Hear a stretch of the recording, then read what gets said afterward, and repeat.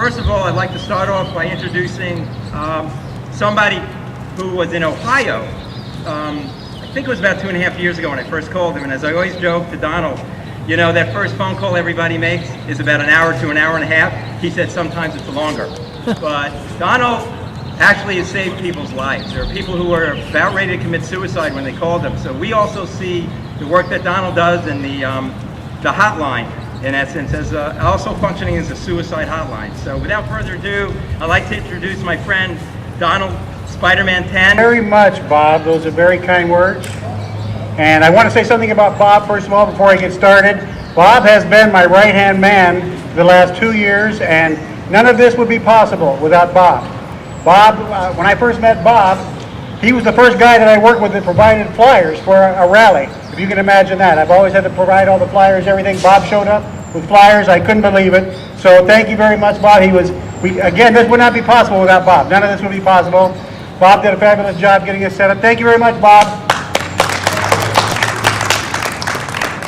Okay. Now, as Bob mentioned, this is the second annual Fatherless Day rally. And right now today, in all 50 states across the United States, fathers, mothers, grandparents, and our children, just like you see here, are gathering at their state capitals. They were communicating with their legislators from 9 a.m. to 12 p.m. about legislation, about what's going on in this country's family courts, the injustices that our children are being subjected to. It's time for a change. This has been going on way too long. I shouldn't have to be here today talking about this. We shouldn't have to talk with the legislators about this. They know what is going on. They're not addressing our issues. The only way we're going to get a change is by demanding a change. This has gone on way too long. Children are crying in bed without their fathers every night. This has got to stop. I want to talk a little bit about my own case. I'm not going to go into a lot of detail about it. The legislators know about it. The courts know about it. My daughter was abducted and taken across 6 state lines 3 years ago. You can imagine if I would have taken my daughter and gone across 6 state lines, where I'd be today. You know where I'd be? Prison. I'd be in prison, that's right. She's not in prison. In fact, the judge, Thomas Cecil is his name, here in Sacramento County, Judge Thomas Cecil said it's okay for her to take your daughter. He is a criminal. Judge Thomas Cecil is a criminal, and he should be imprisoned for his crimes. Amen. Along with any number of other judges in the state of California and in all 50 states. And hopefully one day this movement will get to that point when we start locking up judges. We're going to talk about that later as well.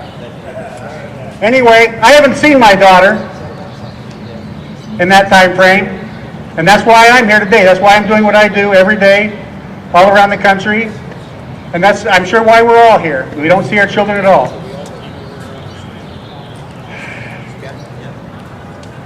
Daughter, I miss her. I think about her every single day. Not a day goes by that I don't think about her. I want to give a little message to Madison. Madison, your daddy loves you very much. I think about you every day. I've sent you, I hope you're getting them. I've sent you over 340 packages in the mail.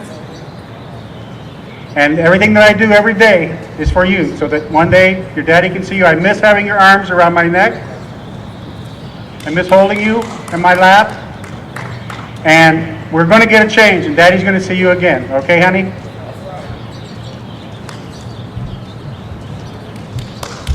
Now I want to talk about where we're going next.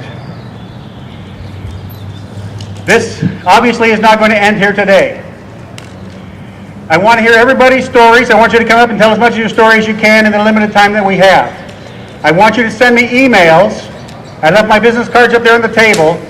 I'm going to be traveling across country after today. I'm going to end up in Washington, D.C. on July 26th. That's Parents' Day. I'm going to take your stories, your videos, your handwritten stories about your cases and the injustices that you've been subjected to in this country's family courts, and I'm going to deliver them to President Obama. I'm going to be in front of the White House on July 26th. So if you have a story of injustice, I want to hear it. I want to know about it, and I'm going to take it to Obama. All right? All right. Let me hear you. Yeah. All right. Now.